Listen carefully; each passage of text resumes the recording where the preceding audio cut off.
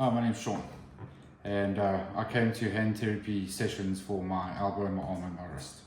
I couldn't pick up nothing. I couldn't lift my arm up above my head, and I had extreme pain, but I was living on 1,000 milligrams of pain tablets every 3 hours per day.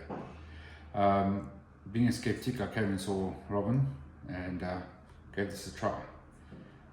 Let me put it to you this way. For people that don't believe in crystals and green lights therapy, you don't know what you're missing. The doctors wanted to operate on my shoulder and on my arm, and I came here as a second opinion. And after having my first therapy session up until today, which is my 5th therapy session, I've got no pain in my arm. Give it a try, I dare you.